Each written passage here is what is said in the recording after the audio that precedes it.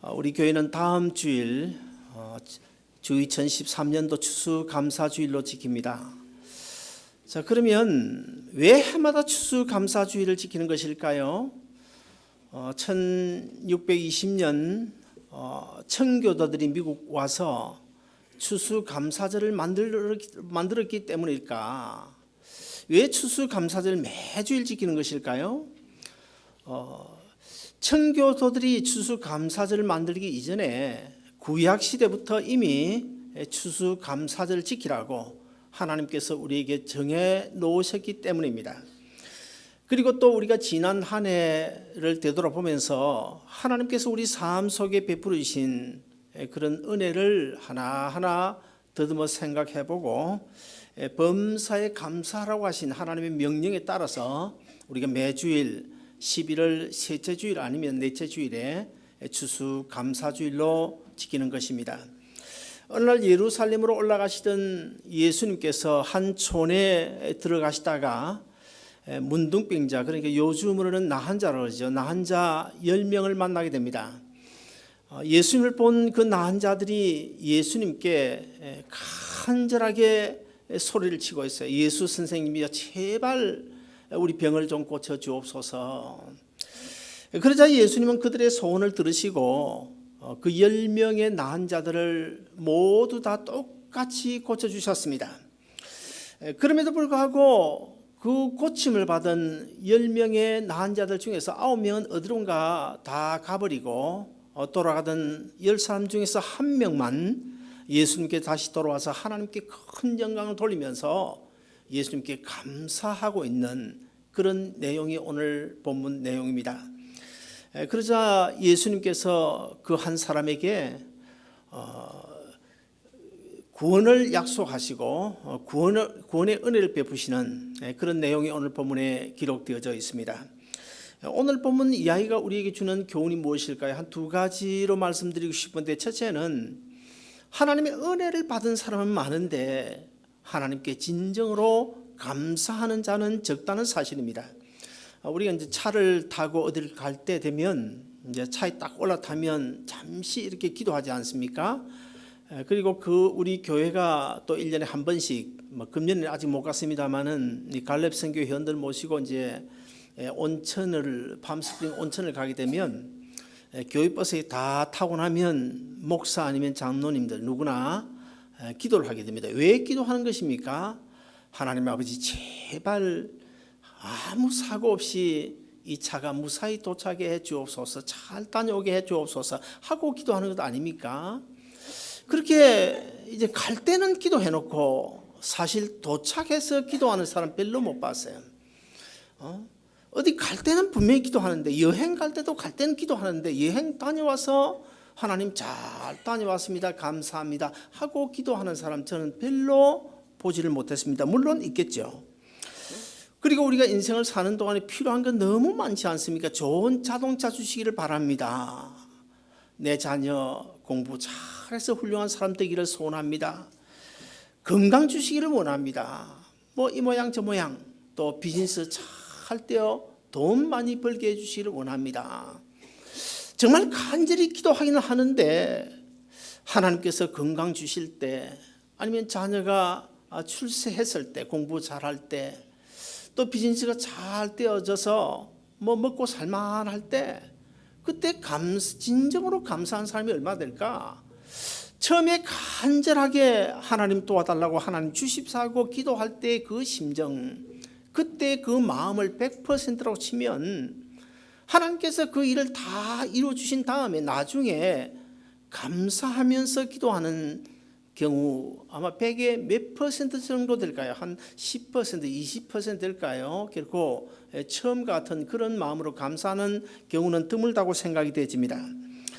비즈니스 잘 되게 해주니까 내가 잘나서 잘 된 줄 알고, 또 하나님께서 죽을 병 고쳐주셨음에도 불구하고 하나님께 감사하기는커녕 오히려 건강 있으니까 그냥 주일 빼먹고 여행 가버리는 이런 경우, 우리 주님의 마음이 얼마나 서글플까, 저는 그런 생각이 들었습니다.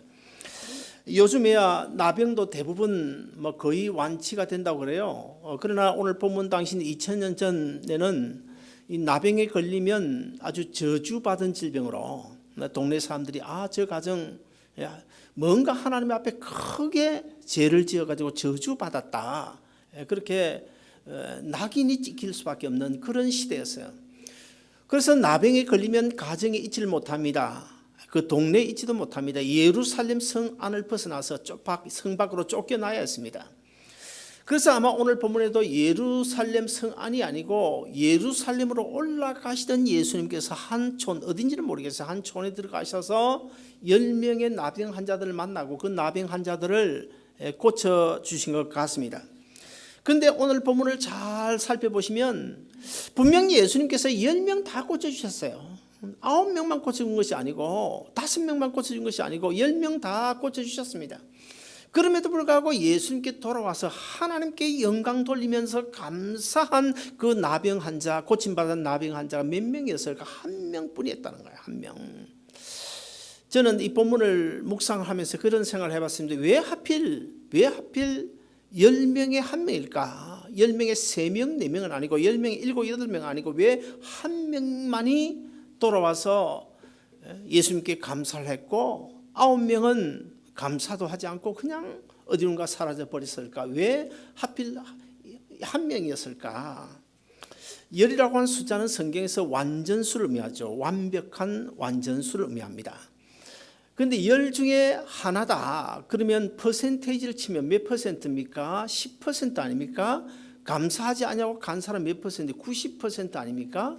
이것은 무엇을 이야기해 주는 것일까요? 오늘 본문에서 예수님께서 이 사건을 설정하실 때 물론 우연히 만났다, 저는 우연히 만났다고 결코 보지 않습니다. 하나님께서 2000년 지나 우리 주님 오시는 그날까지 우리에게 놀라운 귀한 교훈을 주시기 위하여 우리 하나님의 의도하심에 따라 하나님의 의중에 이 사건이 계획되었던 것이다, 저는 그렇게 봅니다. 그래서 10명 중에서 1명만이 돌아와서 감사를 했다.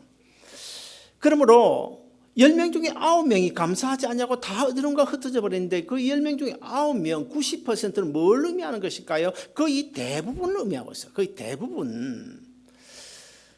오늘 이 시대에 어쩌면 오늘 본문과 같은 그런 시대가 아닐까.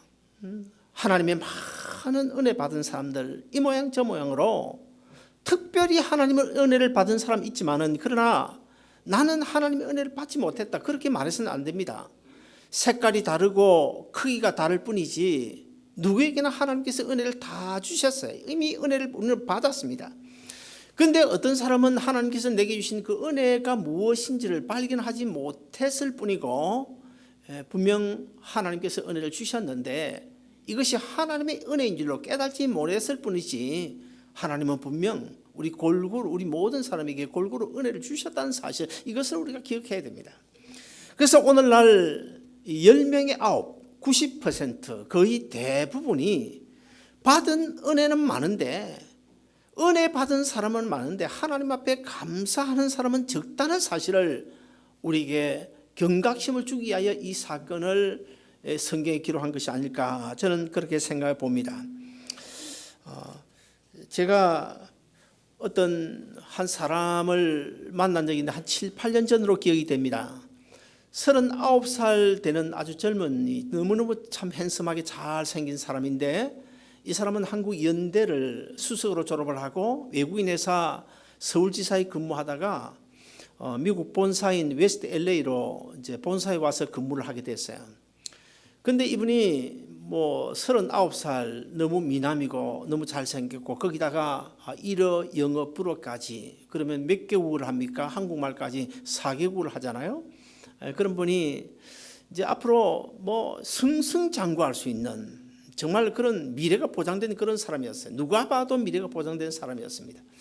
그런 사람이 웨스트 LA 본사에서 근무를 하는데 밤늦게까지 이 서류를 붙잡고 막 씨름을 하면서 일을 하고 있는데 갑자기 새벽 1시 반쯤에 뇌출혈을 일으켜가지고 39살밖에 되지 않았는데 뇌출혈도 어느 정도가 아니고 완전히 그냥 반 이상을 거의 3분의 1을 못 쓰는 그런 환자가 되어버렸어요.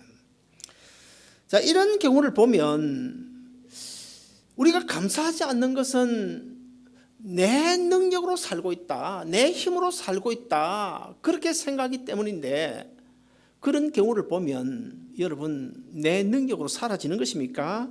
결코 내 능력으로 사라지는 것이 아닙니다. 자, 하나님의 은혜를 받은 사람은 많은데 왜 9명이나 90%나 거의 대부분이 하나님께 감사하지 않는 것일까요? 한 세 가지 이유를 들 수 있는데, 첫째 하나는 우리 삶의 현장에서 되어지는 모든 일들을 우연으로 보기 때문입니다. 비즈니스가 잘 되면 그거 어쩌다 보니까 경기가 좋아가지고 뭐 어쩌다 보니까 우연히 그렇게 됐겠지. 뭐 아니면 좋은 일이 있으면 재수가 좋아서 운때가 맞아서 장사가 잘 된다. 뭐 이렇게 이야기하는 사람들이 있는데, 여러분 어떻게 생각하십니까? 정말 재수가 좋아서 비즈니스가 잘 되는 것일까요? 운때가 맞아서 비즈니스가 잘 되는 것일까요? 믿지 않는 사람들이 말하는 그 재수와 운이라고 하는 것은 예수 믿는 우리 그리스도의 입장에서 보면 내 눈에 보이지 않지만은 나를 인도하시고 나에게 함께 하시고 나를 내 모든 것을 섭리하고 계시는 하나님의 손길임을 우리는 결코 부인해서는 안 될 것입니다. 그 다음에 두 번째, 감사하지 않는 이유가 있는데, 그것은 아까도 이야기했지만 내 힘으로 했다고 생각하기 때문입니다. 내가 열심히 일해서 돈 벌고, 내가 열심히 직장 다니고, 내 아들이 머리가 좋아서 공부 잘해 좋은 대학에 들어갔고, 뭐 이렇게 모든 것을 내 능력이라고 생각해요. 내 능력이라고 생각하면 결코 하나님의 은혜라고 감사할 수가 없는 것입니다. 이런 사람의 경우에는 자기를 위해 쓰는 것은 마음껏 써도요, 아낌없이 쓰지만은 하나님을 위한 일에는 너무 지독하게 굴 수밖에 없는 것입니다. 왜냐하면 하나님이 도와주셔서가 아니고 내 은혜라, 내 능력이라고 생각하기 때문에 그렇습니다. 사랑하는 여러분, 하나님께서 건강 지켜주시지 아니하시면, 하나님이 내 운전대 아침 저녁으로 붙잡아 주지 아니하시면, 하나님께서 내 자녀 지켜주지 아니하시면 잘 될까요? 내가 무엇을 할 수 있는 것입니까? 아무것도 할 수 없어요. 제가 금요일 저녁에도 이야기했지만은 1,800만 불 복권 당첨돼 가지고 평생 노동하는 사람인데, 그 두 아이와 함께 네 식구가 1,800만 불 당첨됐으니까 얼마나 좋겠습니까? 지금까지 여행 한 번도 못 갔는데 모처럼 여행 한번 가자. 그래서 한 몇만 불 빼내가지고 그거 가지고 세계 일주 여기저기 중요한 코스 여행을 가는데, 하필 왜 그것도 몇 년 전에 그 인도네시아에 쓰나미 왔을 때에 얼마나 많이 죽었습니까? 그 장소에 왜 하필 그때 갔겠어요? 그래가지고 두 아들 그다음에 아내가 다 죽어버리고 자기 혼자 살아남았는데, 자기야 뭐 남은 생에 잘 살 수 있겠죠, 돈 있으니까. 그러나 그게 사는 것입니까? 가족 다 잃어버렸는데, 하나님께서 도와주지 아니하시면, 하나님께서 지켜주지 아니하시면, 하나님께서 건강 주지 아니하시면, 하나님께서 내 운전대 붙잡아 주지 아니하시면, 미국 언젠가 말씀드린 적이 있습니다만은, 어제 저녁에 저녁밥 잘 먹고 잠자리에 누웠다가, 물론 거기는 이제 뭐 병을 앓고 있는 사람들도 포함되겠죠. 저녁에 굿나잇 인사 잘하고 잠자리 들었다가 오늘 아침에 일어나지 못하는 사람, 미국에서만 매일 아침 한 800명 정도 된다고요. 800명. 저 깜짝 놀랐습니다. 800명 된대요. 어제 저녁에 잘 자놓고 인사 잘하고 내일 아침 보자고 인사 잘해놓고 아침에 일어나지 못한 사람, 그건 내 마음대로 됩니까? 그 800명 안에 내가 포함되지 않는다. 나는 절대로 내 죽을 때까지 100세 될 때까지 나는 그 800명 안에 포함되지 않는다. 그렇게 장담할 사람이 오늘 이 자리에 누가 있겠어요? 모릅니다. 정말 모르는 거예요. 그리고 마지막으로 세 번째, 감사하지 않는 이유, 자기 처지가 만족스럽지 못하다고 생각하기 때문에 늘 이것 가지고는 안 돼. 만족하지 못하기 때문에 하나님 앞에 감사하지 못하는 것입니다.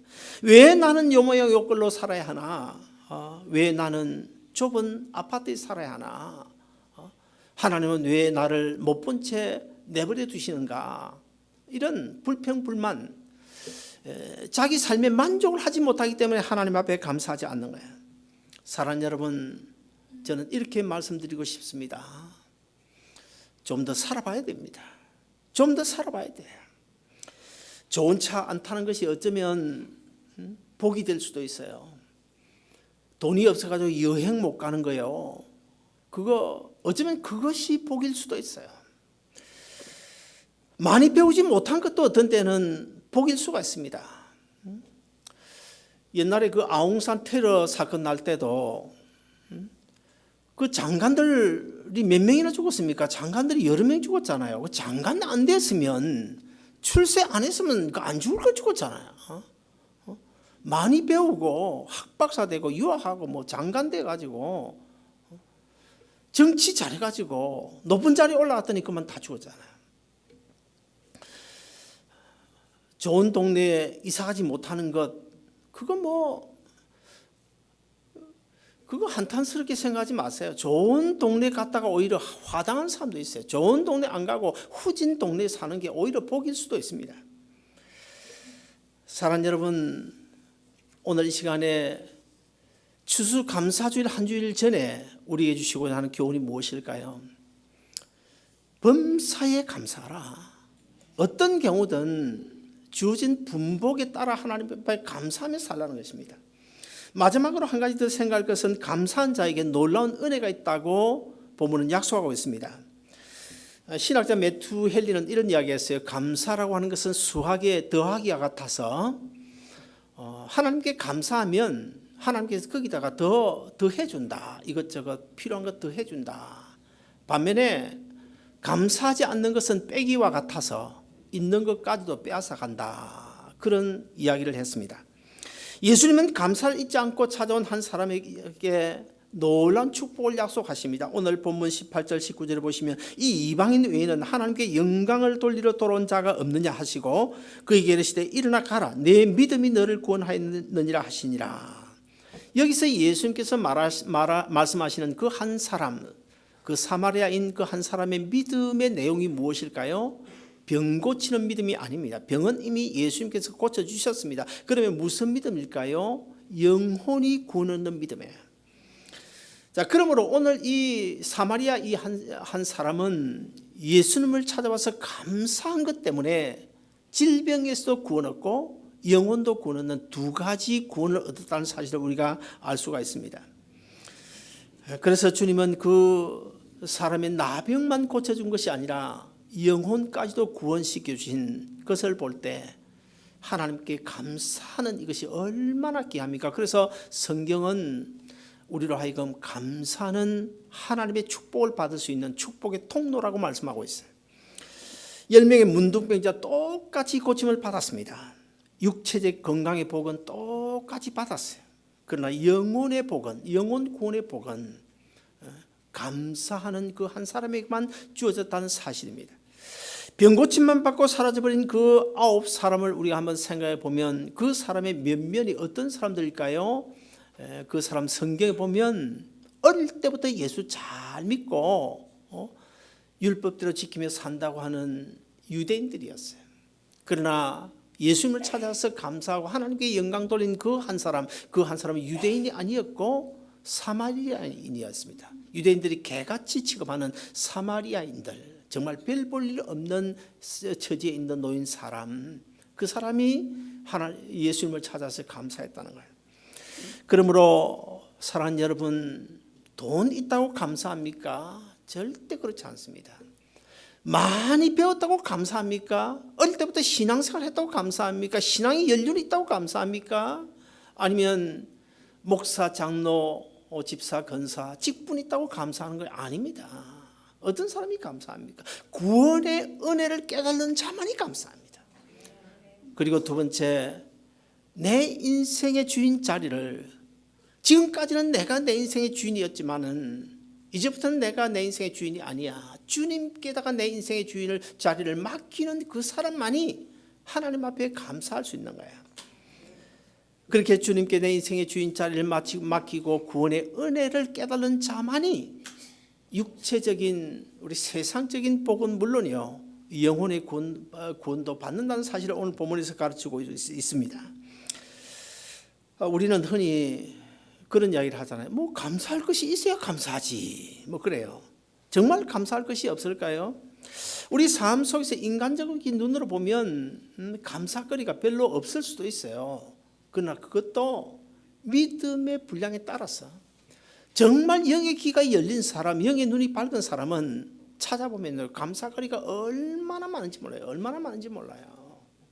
얼마나 감사거리가 많은지 몰라요. 이것도 감사, 저것도 감사. 저도 봅니다. 저도 우리 교회 성도들 가운데서 어떤 분은 내가 봐도 별 감사할 만한 그런 사람이 아닌데 늘 감사야. 매주일 감사야. 그건 내가 뭘 가지고 저렇게 감사하나. 그런 생각이 들지만은 믿음으로 감사하는 거예요. 믿음 때문에 감사하는 거예요. 믿음 때문에. 다른 사람에게는 감사의 제목이 아니지만은 그분 눈으로 보니까 감사야. 감사. 그래서 우리 성경은 우리에게 범사에 감사라고 했어요. 범사에 감사라. 사랑하는 여러분, 우리에게 주어진 산과 바다 감사할 일 아닙니까? 초목이 무성하고 그 초목을 통해서 산소 공급받고 오늘날 우리가 살고 있는 숨쉬고 살아가는 이 공기 중에 21.5%의 산소가 계속 유지되고 있다는 것.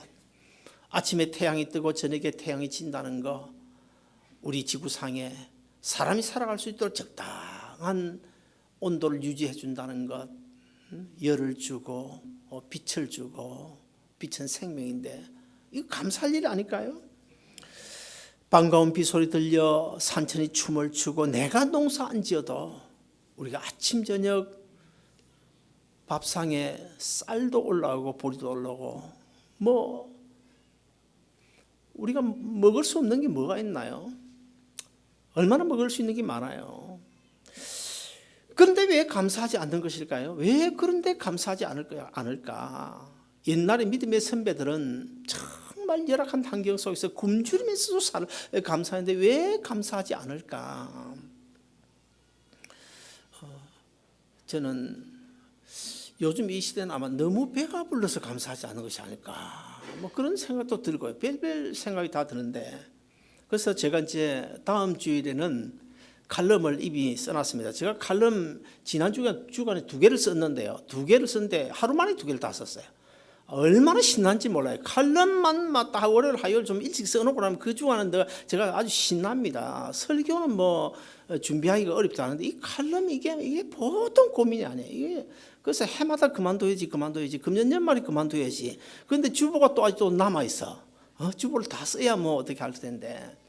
그래서 지난 주간에는 아예 월요일 날 칼럼 2개를 썼는데 다음 주일 칼럼 제목이 뭔지 아세요? 일상과 범사. 일상과 범사. 일상이 뭐예요? 일상이라고 하는 것은 특별한 변화가 없는 내 삶의 하루 전체를 의미하는 거예요. 우리는 그러잖아요. 특별한 변화가 좀 있었으면, 특별한 일이 좀 있었으면 좋겠다. 그렇게 생각하지만요. 그러나 엄밀히 따지보면 특별한 일 있는 그게 좋은 게 아니거든요. 특별한 일 없이 그저 아침에 눈 뜨고 일어나고 또 하루 열심히 일하고 저녁에 또 잠자리 들고 하루 어떤 면에서는 채바퀴 도는 것 같은 삶이지만은 사실은 그 일상이 하나님의 은혜예요. 그리고 범사. 우리가 하루 종일 세상을 살면서 일저일 어떤 일든 간에 그 범사 우리에게 그런 일들을 주셨다는 그 자체가 하나님의 은혜고 하나님께 감사할 일이에요. 사랑하는 여러분, 지금도 우리 하나님은 우리 한 사람 한 사람을 위해서 일하시고 계신다는 사실을 우리가 믿어야 됩니다. 제가 지난 금요일도 말씀드렸나요? 어제 아침 말씀드렸나요?